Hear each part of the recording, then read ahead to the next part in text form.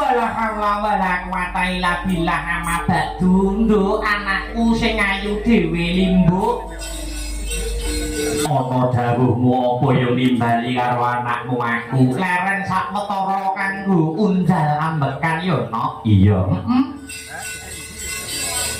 wiwit sore kenceng ternyatane ya awake dhewe ngestu padha dawuh pangandikane Sokibul Hajat request lakon Banjaran Antasena iya ya sak bisa-bisa sak daduking manah sakadaring lampah ya no iya wis poke dawuh sing baku perkara lakon mengko ditutuke sak rampunge limbukan nanging awake dhewe atur ora ketang sepatah dua kata-kata apa to wigatine awake dhewe tinimbalan sowan ana ing kene ngono ya Pak iya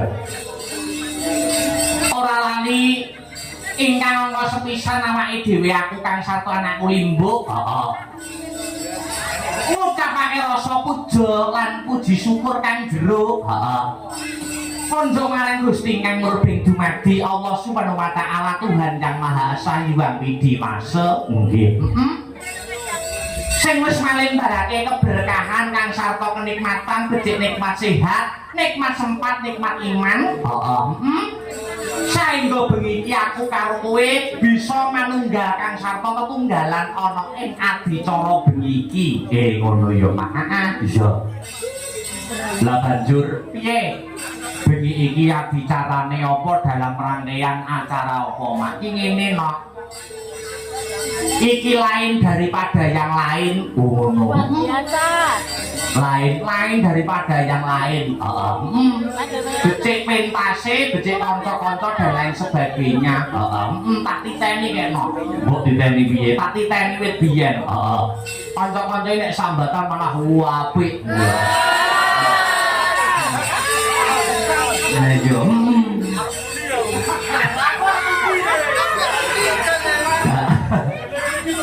Iya. Acarane apa? Acarane tasakuran pernikahan. Wih, ngono. Sing dimantenke tidak lain dan tidak bukan. Pepundenku yang winengku kinurmatan yang terhormat, yang termulia Kang Mas Rizal Berdiansyah.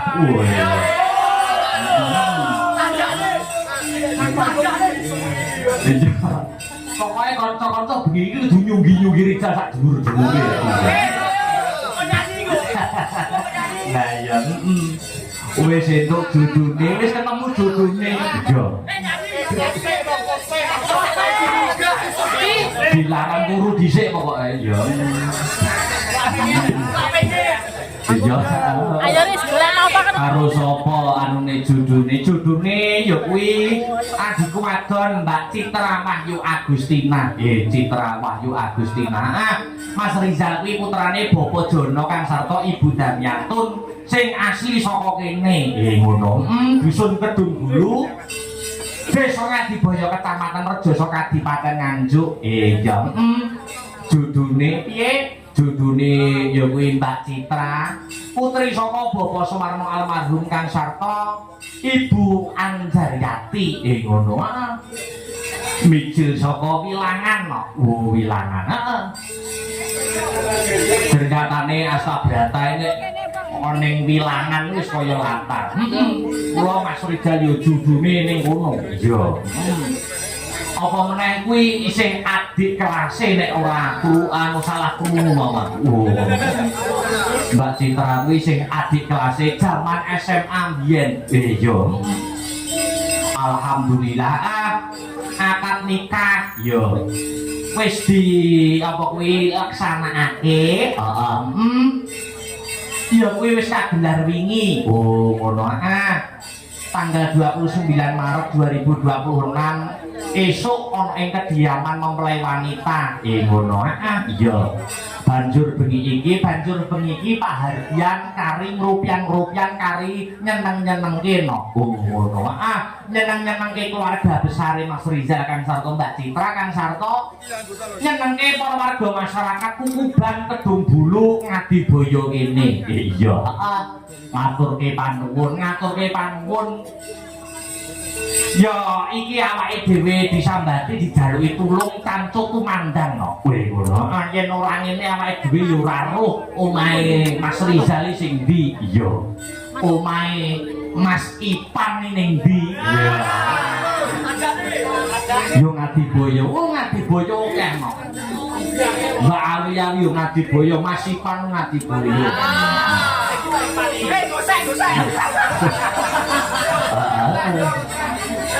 So Barijal binti Ipan. Wis ngaturke panuwun aku sing terima kasih. Iya. Rizal wis dan Rizal iki bengi beda dari yang lain. Oh iya. Beda karo bengi-bengi liyane no. Iya. Aku lungguh ning pondokan no wis Rizal wis nemoni aku wis ngekeki rokok dan rong cepet kan. Wis jane koyo penanggap tenan. Iya. Lah ya yo ngene iki asodako daful balak sodako ngedone balak jan iya. Ya matur nuwun. Heeh. Lah banjur sejatine ceritane piye larah-larahe piye Mas Rizal kuwi diberitahukan kepada para penonton uga sing memonitor lumantar channel YouTube Asta Brata Media. Mas Rizal kuwi anggota baku Sanggar Asta Brata, anggota baku pendemung baku no. Iya. Ora enek Mas Rizal kuwi kaya sayur tanpa garam. Mula bengi iki dhek dimuliakan dadi manten, mula iki garapane ora kaya garapan lawas. Mergo sing mumpuni dan menguasai kuwi ya mantene luar biasa. Tadi anggota tetap penabuh baku nyekel gemung iya penabuh inti sejatine iki sekawe iki jane Mas Rizal ora ana apa kuwi rencana gelar wayang ngono ora ana rencana awal iki jane nggur campur sarian ngono jadi nembusi dhewe pengkibet ditembusi dan liyane musik-musik ditembusi sing balung penyaron dan lain sebagainya aku ditembusi akhirnya sumebar kabare pemusik diomongi pembalung saron tukang dukung diomongi nah terus kanca-kanca duweni inisiatif kok ora wayangan pisan ngono ya nek nyalang pemusik penyaron dan lain sebagainya nek dina kuwi tanggal kuwi akbar ora mlaku ya nek mlaku ayo malah ora abah dadi akhirnya diboyong sak wayang sak gamelane sak sound sisteme kabeh rene no ngono iya ya mak ya ngono dadi inisiative kanca-kanca kesadarane kanca-kanca oh iya ya ngesokake dawuh akhirnya Mas Rizal sekeluarga kuwi memberanikan diri ya sak keluarga ya kuwi sak pepundhenku Bapak Jono Kang Sarto Ibu Damyatun rawuh ana ing gubukku kono Mas Trip akhirnya rembug dadi awake dhewe sowan bengi iki iya alhamdulillah iki hikmahe akeh dulur iki ngene iki no oh iya akeh dulur akeh rejeki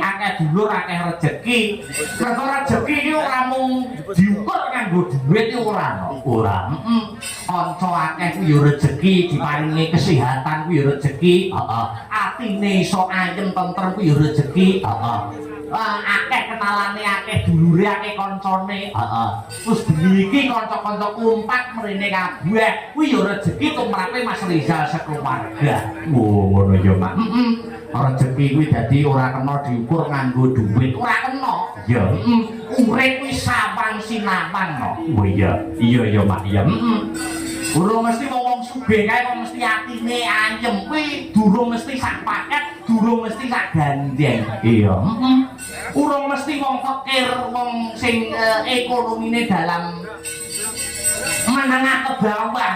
Durung mesti kok pinaringan ati sing susah. Kuwi urung mesti urung sak gandenge, durung sak pakete. Ngono ya, Mak. Iya. Malah kala-kala ki wong sugih, omahe magrong-magrong tumpahane pirang-pirang, nek arep metu ki malah kuwatir atine was-was, nek arep mapan turu wae atine sing kepikiran, pikirane sing nglambrang tekan ndi-ndi. Yo sesuk sik nyambut gawe ketekuk ringkel. Yo sesuk iki piye nek dhuwitku dicolong wong. Ya, Jajal saiki nyawang wong-wong nyuwun sewu. Wong-wong sing balik neh. Pikirane nyuwun sewu edan. Wong edan iki ning emperan tuku. Temule ibarate koran. Lemeke ibarate kerdus. Iya. Ngono ritake turu wis lara. Oh iya. Kuwi nikmate pangeran ning ngono kuwi. Iya. Dadi ora kena disawang disamaratakan. Mula ana tetembungan kaya biyung kandha mau ngarep sawang sinawang. Sawang sinawang pancen bener kaya mangkono no. Iya. Iya ngestukake dawuh. Lah awake dhewe rene ora iso urun rembug apa-apa bakune aku Kang Sartokon kon kesanggar seni astabrata mung bisa uyung-uyung anyeng uyung nderek ndonga. Iya. Ndongake karo pinanganan karone. Iya. Mas Rizal Ferdiansah, Kang Sarto, Mbak Citra Mahyu Agustina. Iya. Anggone membangun bahtera rumah tangga. Iya. Ing tembe mburine muga-muga bisa anggayuh tetembungan sakinah mawaddah warahmah. Lan enggak pinaringan golek kencana kang bisa tata jalma. Yen pinaringan putra sing saleh, yen pinaringan putri sing salehah. Satemah momongan anak-anak Mas Rizal sok yen wis pinaringan. Dadya putra sing bisa piguna tumrap nusa bangsa kelawan agama. Amin amin amin Allahumma. Allahumma. Hasbunallah wa ni'mal wakil.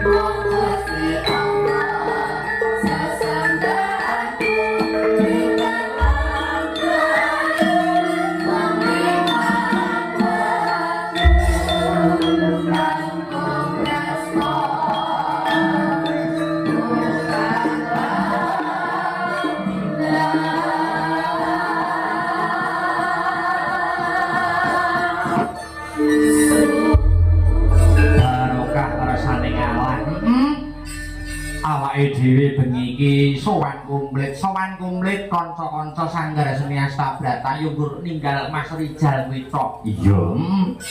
Ternyatane yo sing duwe gawe iya ngetokake dakwah.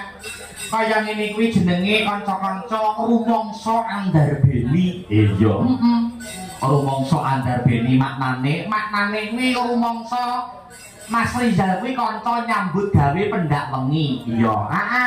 Masa duwe gawe kok iso awake dhewe ora melu ewang-ewang. Iya, seniman awake dhewe iso ning-ewangi ya kaya mangkene kuwi. Oh, ngono. Nalikane rencana pertama, iya. Rencana pertama Mas Rizal kuwi duwe gawe ya kuwi mantenan. Heeh. Kuwi kok ora gelar wayang. Kuwi kanca-kanca akeh sing nesu. Oh iya, klebu sing enong. Iya. Enong. Apa tak bote wayangan, aku bubuk kopi tak gawe dhewe. Oh iya. Iya, mula kuwi mau balik ning tetembungan rumangsa andarbeni. Heeh. Wong ya sedulur kuwi tega larane ora tega karo patine. Iya. Heeh. Siarkan langsung mula iki awake dhewe sowan ana ing Ngadiboyo. Heeh. Mumpung yen ora kleru sasine Sesawal. Heeh. Ngaturake takoballahu minna wa minkum takobaya karim minal aidin wal faidin. Heeh. Mohon maaf lahir dan batin yen awake dhewe anggone menghibur para warga masyarakat becik ana ing lokasi becik kang mapan ana ing live streaming. Heeh. Ana ucapan sing kleru, ana tindak sakecap tembung sakecap sing ora meranani penggalih. Dalang Akbar mewakili Sanggar Seni Astabrata ngaturake diagung pangapura. Oh ngono ya, Pak. Iya. Heeh. Linebura ing dina suci, linebura ing sasi Syawal. Iya ngetokake dawuh. Heeh. Kaya sing tak kandhake ngarep. Heeh.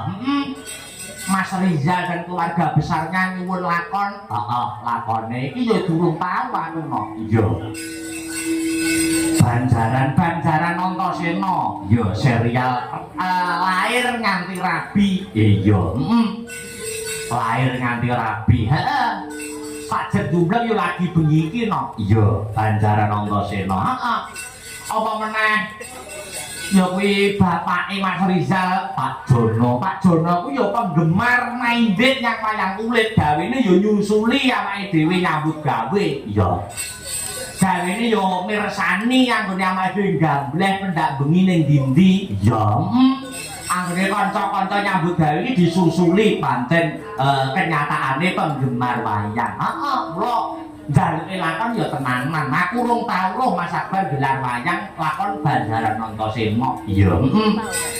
Mula mriko ketut sak uning-unine. Iya, Mak, iya ngetokake dawuh. Heeh. Mbak Citra, Mbak Citra garwane Mas Rizal. Wah iya. Adik kelas SMA, juduhe ngono kuwi lho, Nok. Oh iya.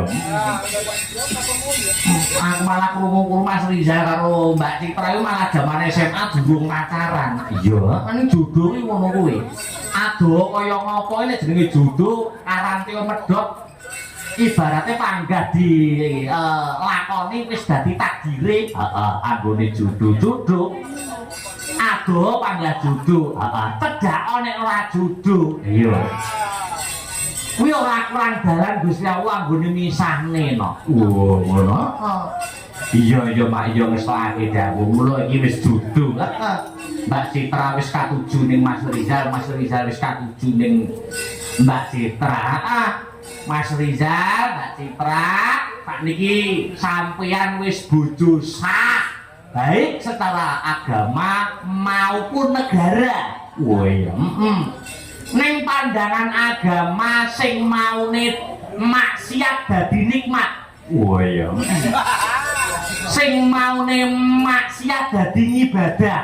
Wah ngono. Hebate Islam iki ngono kuwi no. Wah iya. Kula nikahaken Mas Rizal kalian Mbak Citra, berangkat alat sholat dengan uang tunai sekian dibayar kontan sah ya kuwi anggere wis sah kuwi Mbak Citra dinggo sak dobole lho karo Mas Riza selawase jajal nek ning nggon komplek lokalisasi dadak bayar iya anggur cetuk bayar ning Islam diatur no iya kudu bayar dadak bayar wis dosa bayar bisa lah iya ganteng kaya ngopo nek ora sugih dhuwit engko mesti ning kono ya ninggal jam tangan apa piye no iya sewalike ya ngono wis kok tuwek kaya sing gambang pamane wiwi enek ora dik wiwi nembe nampa tamu mbah dik suwi apa ora nembe mawon mlebet ya wis karo kowe nek no kuwi nek sugih dhuwit nek adene koyo kitiran omong ngono kuwi wis dosa gak bayar ayo mula Islam mengatur no wah hebat iya sah secara agama maupun negara ya menyelam sambil minum air gegojekan monosuko kang sarta ngaturake tetembangan ya aku arep ya kuwi nyuwun dana swara ya saka luwih dhisik saka sing pakaiane merah merunan ya Mas Heru Linanta ya penggerong fardu ain astabrata awas dan sadangane ya dibiarke wong dulure dhewe ngene kanca nyambut gawe weh sapi abang jari abang ya dan luar biasa iki aku kepengin kanggomu kok dimangaturke aja lamis no ya aja lamis nganggo bawa kersane Mas Heru Linanta kang berkahi ngono monggo Mas Heru yen kawasa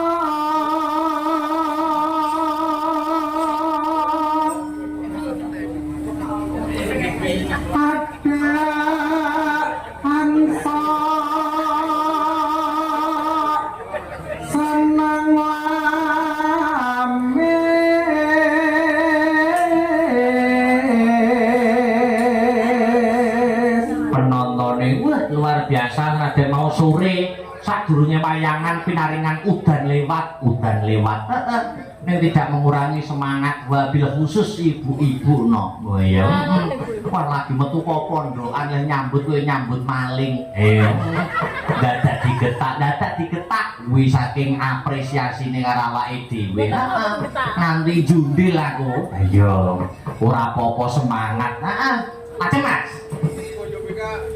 becek alu mong prasaja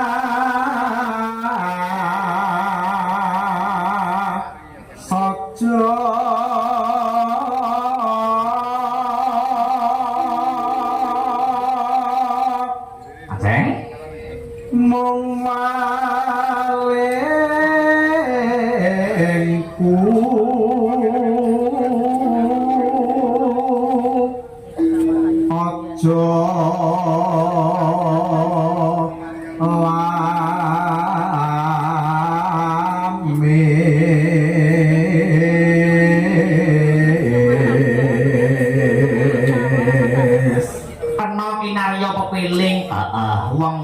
wis membangun batra rumah tangga apa meneh wis sah aja lelamisan lahir kang sarta batine kudu padha nek ireng kandha ireng nek putih kandha putih no transparan iya Aceh yen kowe senang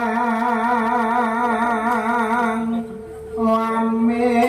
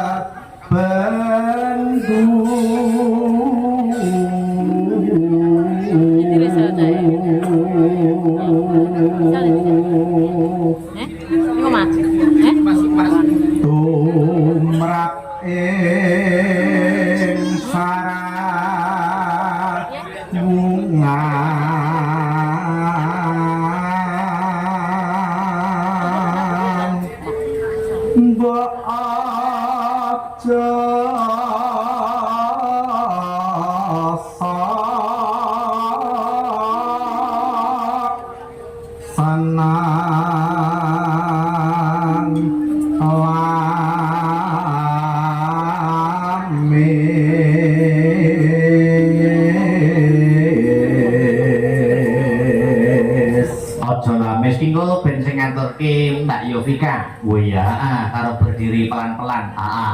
Di telas kesik. Bapak Mas. Sanan lamis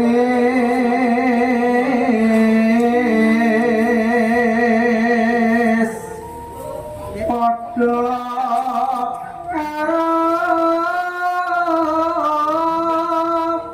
senang citra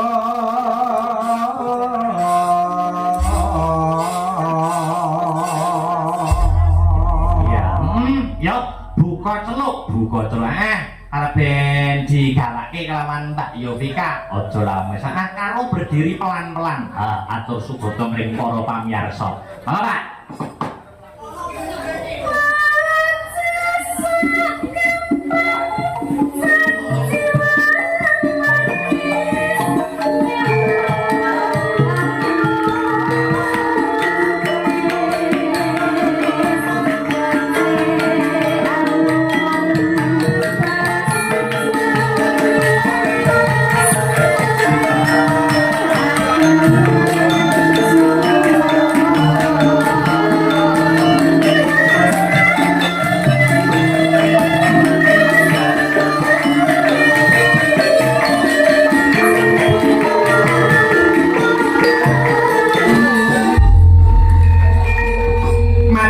Pak Yovika sampun ngaturaken tetembangan niki menika aja lamis iya. Iki menyelang sambil minum air. Akeh layang sing tumiba ana ing pangkon. Nggih ngono. Kudu diwaca apa meneh iki ya. Akeh salam-salam kang sarta request pamundutan sing lumantar WhatsApp nopo pesan masuk. Iya diwaca karo mlaku. Alon-alon maton kelakon, sareh-sareh waton pioleh ya. Sopo lae iki sik diwaca ya no. Assalamualaikum warahmatullahi wabarakatuh. Waalaikumsalam. Menika dipun monitor langsung saking Magetan nyimak lewat YouTube Asta Brata Media. Oh iya. Saka Pak Sunkrik Magetan. Ngono ya ana meneh no. Oh iya. Assalamualaikum warahmatullahi wabarakatuh. Sugeng dalu den bagus. Nah, sehat sukses selalu menawi dipun paringi nyuwun langgam kadung tresna kagem sedaya pamirsa ingkang hanenggani lumantar Asta Brata Media. Matur nuwun saking kula Bapak Lasiman. Wah.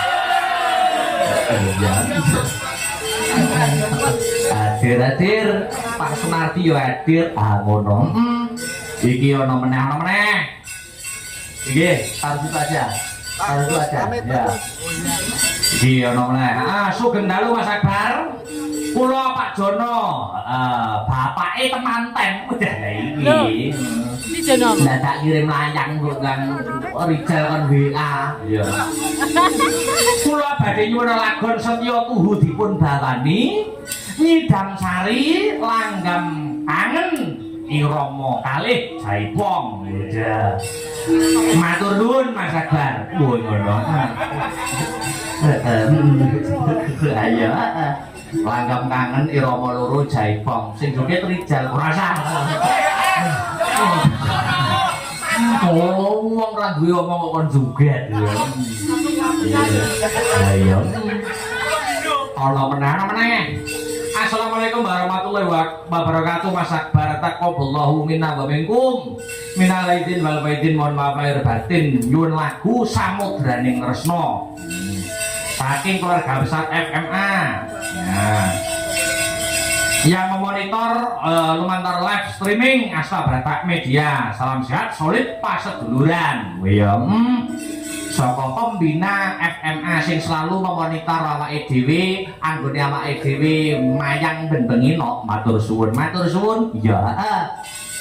Dipinangkane siji, mboko siji ya no. Ngono godhong tela wae bisa gawe lega, kenapa manungsa samane manungsa ora bisa gawe lega? Ya iki sinden ya. Luar biasa jentrek-jentrek mau keterak udan. Ya.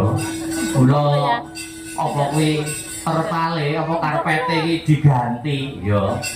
Nek ora diganti kalone semengi sindene masuk angin ya. ora apa-apa udane nggur lewat ngenakne manten. Oh iya. Iya. Iya. Sing suwi ora petuk. Sapa?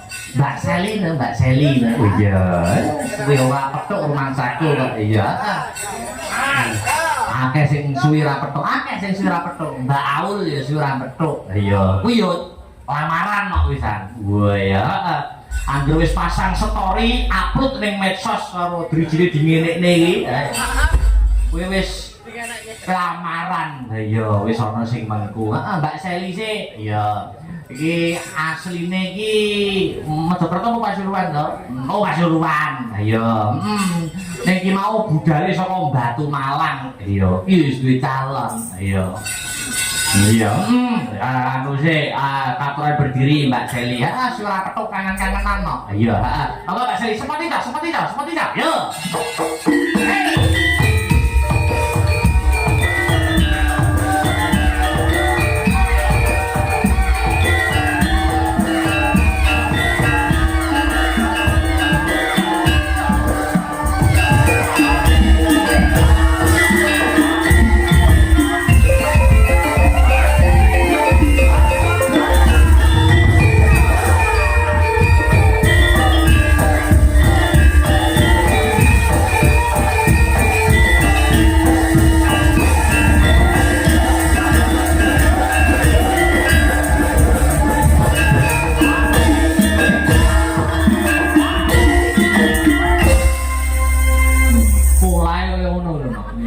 Wis ndane nek wis rabi ta koyo yo.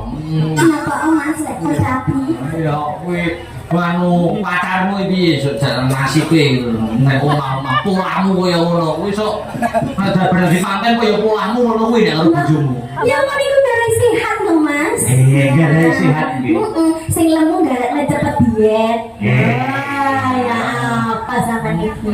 Lama tidak jumpa kali jenengan. Lama saestu Mas Akbar. Jenengan pripun pawartosipun Mas Akbar? Alhamdulillah pinaringan sehat walafiat. Alhamdulillah. Kok rupane jenengan saking wulan kene iki wangsul saking wulan nggih. Berapa? Wangsul saking wulan.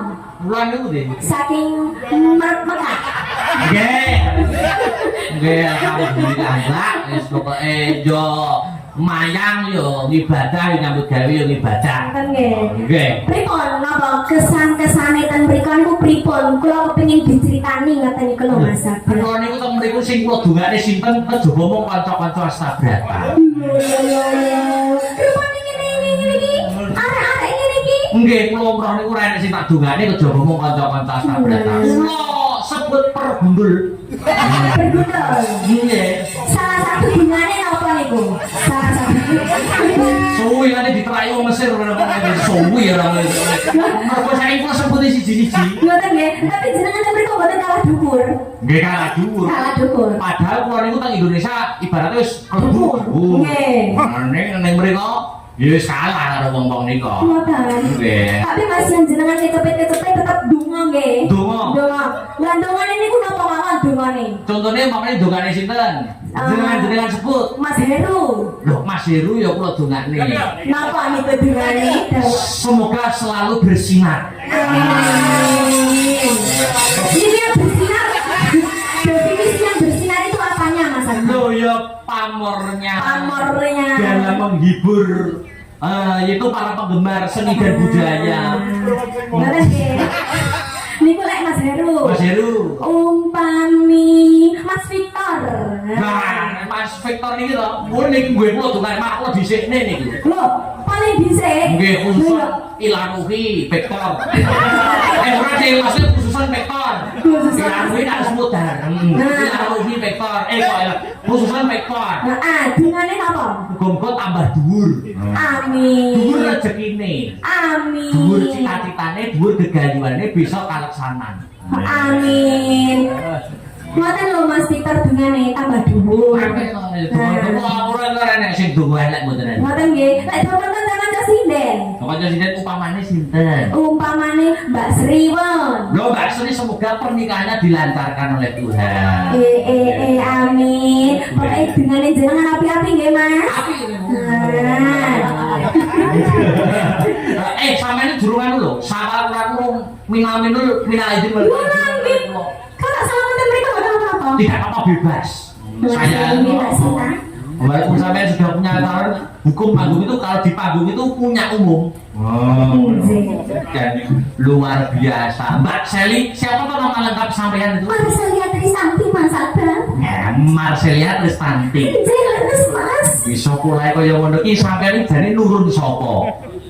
Bapak ibu apa ya seniman apa ya sinden apa ya yoga bapake? Di sana sih lo aslinya Mas Abang. Oh bukan nggih. Sana. Lah kok iso ketitisan kesusupan gitu. Iso dadi sinden sing polahe gegilani ngono niku. Gegilani maksudnya menakjubkan. Oh menakjubkan. Oh makanya gegilani itu menakjubkan. Gegilani itu menakjubkan. Ya Allah penonton kula gegilani. Lah niku menakjub saking kagume kula gegilani. Ngoten nggih. Lah kula nggih mboten semera bro. Kok nurun saking sinten? Roro, lah belajar pertama sinden itu dari siapa? Kula singen niku nderek ekskul karawitan ten SMP ngoten. Oh, Lah kok tertarik? tertarik kali dunia gamelan. Ngoten. Akhirnya kula sekolah ngoten SMK 12. Ketemu Mbak Esti niku. Oh, SMKI Surabaya. Jelas. Terus kuliahnya jurusannya apa? Pendidikan seni tari dan musik. Oh, mula tarine egolane wah iso kengsere, ya toh? Hebat luar biasa. Tari dan musik. Nggih,